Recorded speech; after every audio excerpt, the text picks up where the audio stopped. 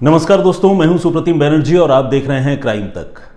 अतीक और अशरफ के इन दिनों सबसे ज़्यादा चर्चे हैं वो दो गैंगस्टर भाई जो 3 शूटर्स के हमले में अचानक 15 अप्रैल की रात को प्रयागराज में मारे गए और तब मारे गए जब ये दोनों भाई पुलिस की हिरासत में मौजूद थे और उन्हें मेडिकल जांच के लिए अस्पताल ले जाया जा रहा था। अब इनकी मौत के बाद इनसे जुड़े तमाम मामलों का जो कच्चा चिट्ठा है वो पुलिस के सामने आया है, पुलिस जांच कर रही है। लेकिन इसी बीच 2 ऐसी किरदार हैं जो इस केस में उभर कर सामने आई हैं और वो कोई और नहीं बल्कि अतीक और अशरफ की बीवी शाइस्ता परवीन और जैनब फातिमा है।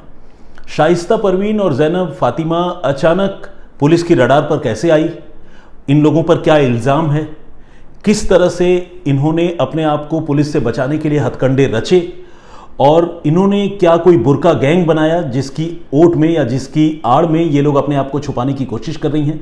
आज इन 2 महिलाओं की तिलस्मी दुनिया पर, रहस्यमय दुनिया पर मैं आपसे बातचीत करने वाला हूं। सबसे पहले मैं आपको बताऊं कि पुलिस जो है शाइस्ता परवीन को तभी से ढूंढ रही है जब वो उमेश पाल हत्याकांड की जांच कर रही थी, क्योंकि उमेश पाल हत्याकांड की जांच करते हुए पुलिस को अतीक की बीवी शाइस्ता परवीन के बारे में कई चौंकाने वाली जानकारियां मिली थी और इनमें सबसे अहम और सबसे खास जानकारी तो ये थी कि अतीक की बीवी शाइस्ता जेल में बंद अतीक के इशारे पर उमेश पाल की हत्याकांड को अंजाम दिलाने के लिए एक फैसिलिटेटर की भूमिका निभा रही थी।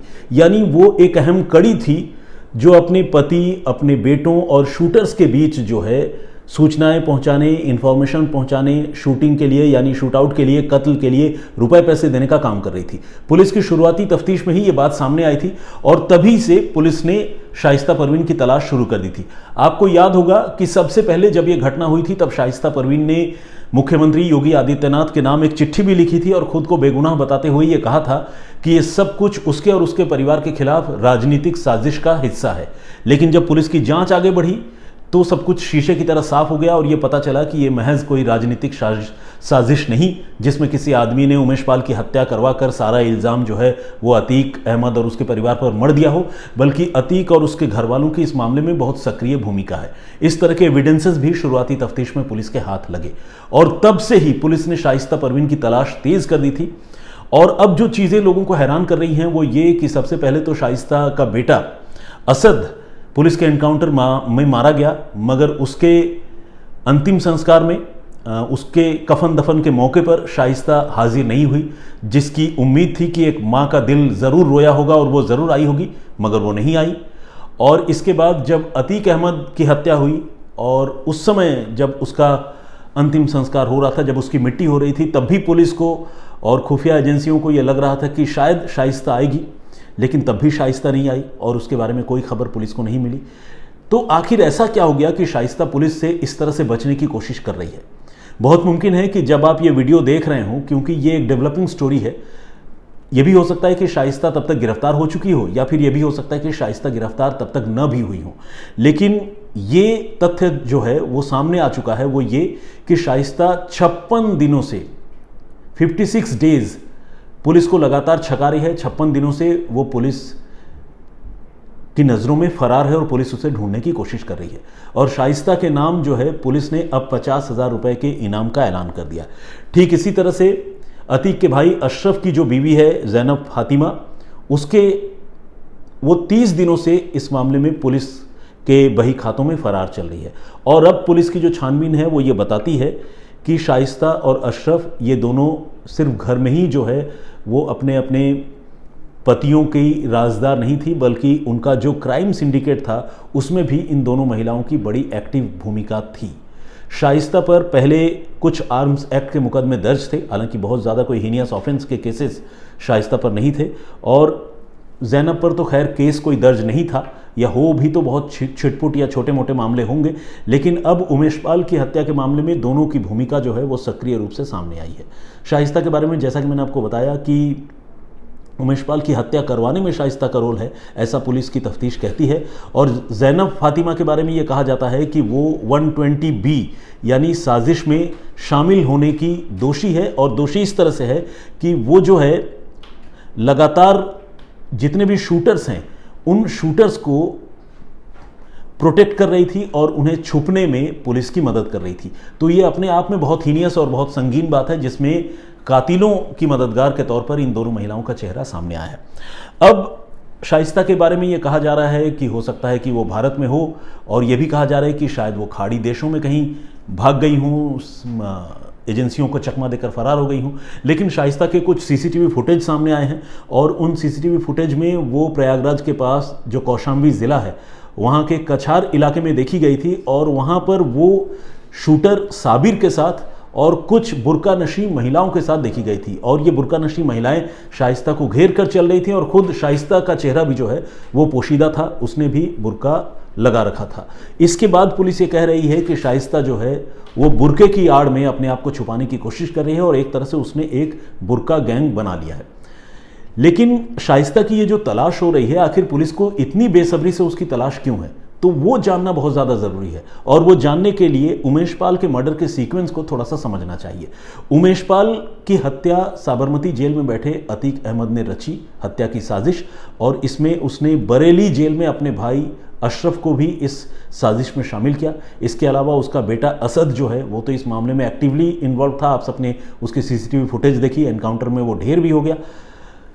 लेकिन ये सारा काम जेल में बैठकर आखिर वो कैसे अंजाम दे रहा था, तो इसके जवाब ये हैं कि उसके पास कुछ मोबाइल फ़ोन के सेट्स थे, और ये मोबाइल फ़ोन के सेट्स भी जो है अतीक ने खुद अपनी बीवी शाइस्ता के ज़रिए ही जो है जेल में हासिल किए थे। इन मोबाइल फ़ोन के ज़रिए वो इंटरनेट कॉलिंग, व्हाट्सएप कॉलिंग किया करता था, और बरेली जेल में अपने भाई से कभी बात करता था, कभी शाइस्ता से, कभी अपने बेटे असद से और बाकी शूटर से वो बात किया करता था। लेकिन शाइस्ता जो है वो न सिर्फ अपने पति से बात करके जब भी साबरमती से वापस आती अपने बेटों को, शूटर्स को सारी बातें बताती, बल्कि इस मर्डर केस को, उमेश पाल की मर्डर की घटना को अंजाम दिलाने के लिए उसने सारे शूटर्स के बीच में रुपए भी बांटे थे एडवांस के तौर पर, और शूट आउट हो जाने के बाद भी शूटरों ने उसके कहने पर अलग अलग जगहों पर शरण ली थी। तो शाइस्ता को शुरू से ही इस मामले में सब कुछ पता था, पुलिस का इन्वेस्टिगेशन कम से कम यही कहता है।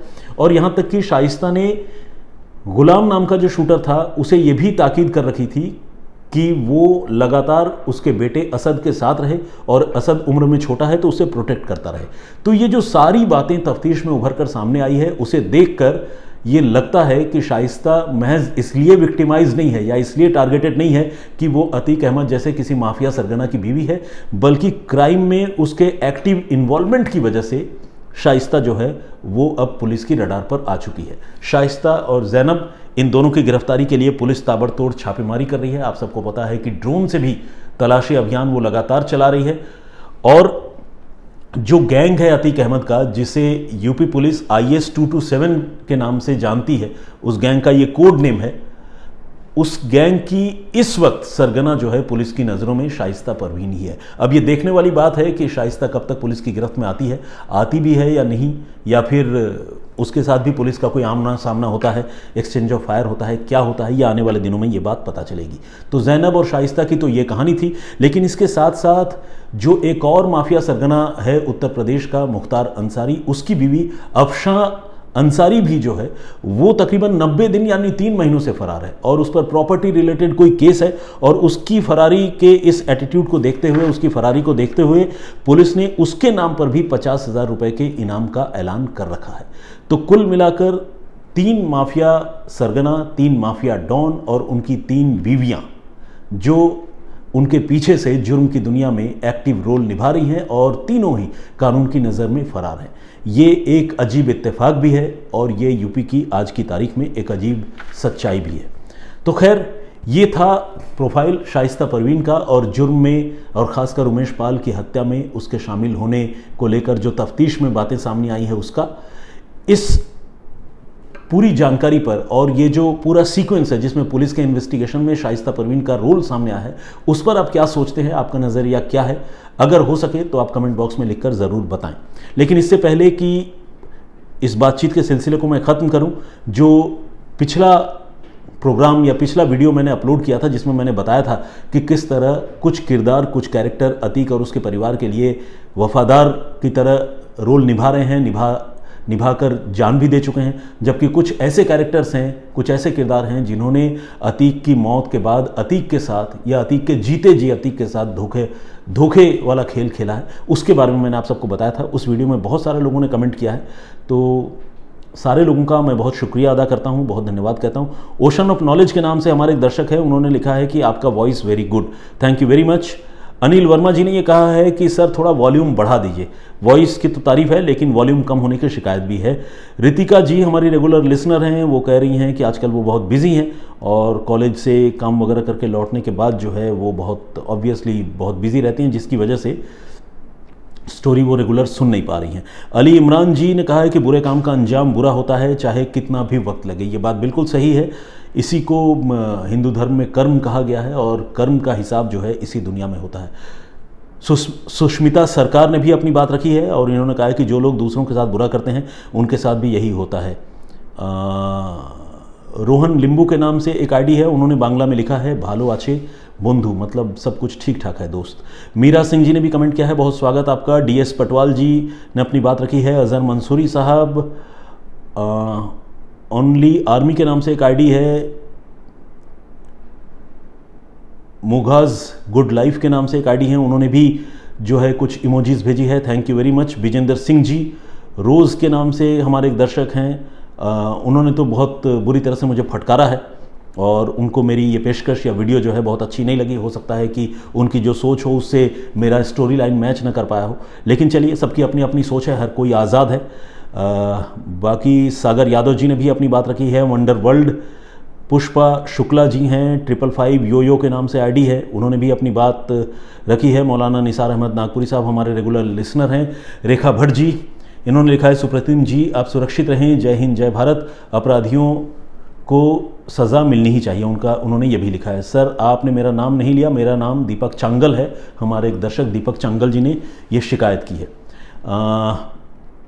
बलदीप के नाम से हमारे एक दर्शक हैं, उन्होंने बिल्कुल जिसे कहते हैं कि बहुत ही बुरे लफ्ज़ों में कमेंट किया है और इतने बुरे और आपत्तिजनक शब्द हैं कि मुझे लगता है कि यहाँ दोहराना ठीक नहीं होगा। तो बलदीप जी आपसे गुजारिश है कि अगर कोई बात अच्छी न भी लगे तो कम से कम आप अपनी भाषा पर थोड़ा संयम तो रखें ताकि पढ़ने में अच्छा लगे। कोई ज़रूरी नहीं कि मेरी हर बात आपको अच्छी लगे और आपकी हर बात मुझे अच्छी लगे, हम इंसान हैं, हर आदमी की अपनी अलग सोच है। लेकिन बस मैं इतनी गुजारिश आप लोगों से ज़रूर करना चाहूँगा, क्योंकि हम क्राइम तक फैमिली के तौर पर एक दूसरे को देखते और मिलते हैं, आप कम से कम अपनी भाषा का संयम जो है वो थोड़ा सा बना कर रखिए। दीपक छंगल साहब ने कमेंट किया है, उनके बारे में मैं जिक्र कर चुका हूँ। अभिनव चौधरी जी, मोहन चौधरी जी ने भी अपनी बात रखी है और साथ ही सुदीप चक्रवर्ती, इन्होंने कहा है कि पीछे जो असलहे और तमाम चीज़ें दिखती हैं हमारे क्राइम के सेट पे, वो सारी चीज़ें न दिखे और उसकी जगह कोई कानून की देवी का कोई सिंबल या आइडल कोई हो तो वो लगाना चाहिए, वो और बढ़िया लगेगा। तो खैर आज के लिए इतना ही, मैं आप सबसे इजाज़त लेना चाहूँगा। प्लीज़ आप कमेंट करते रहिए और जैसा कि आप सब जानते हैं मैं दोपहर को 1 बजे आमतौर पर किसी मर्डर मिस्ट्री, किसी स्टोरी के साथ आप सबके सामने हाजिर होता हूँ, मुखातिब होता हूँ। लेकिन इन दिनों अशरफ और अतीक का मामला कुछ इतनी सुर्खियों में है कि इससे रिलेटेड खबरें जो है वो ज़्यादा लोग देख रहे हैं, पसंद कर रहे हैं और इसमें लगातार अपडेट्स जो है वो आते जा रहे हैं। तो मुझे भी लगता है कि शायद इससे जुड़ी जानकारियां आप लोगों तक पहुंचानी चाहिए और इसीलिए पिछले 3-4 दिनों से तो यही सिलसिला चल रहा है। लेकिन मुझे लगता है कि अगले हफ्ते से हम शायद फिर से नॉर्मल रूटीन को रिज्यूम करेंगे और कोई चौंकाने वाली मर्डर मिस्ट्री, कोई रहस्यमयी कहानी के साथ आप सबके सामने दोपहर 1 बजे हाजिर होंगे। इन दिनों वीडियो का टाइम भी थोड़ा सा चेंज हो गया है, आप देख रहे हैं कि 12 बजे के आसपास ये वीडियो अपलोड हो रहा है, लेकिन अगले हफ्ते से फिर से दोपहर 1 बजे ही वीडियो अपलोड करने का सिलसिला जारी रहेगा। तो आप सबसे गुजारिश है कि अपना प्यार, अपना सपोर्ट इसी तरह से जारी रखिए, वीडियो पर आते जाते रहिए, मिलते जुलते रहिए, कमेंट्स करते रहिए और फिलहाल मुझे इजाज़त दीजिए। जय हिंद, जय भारत।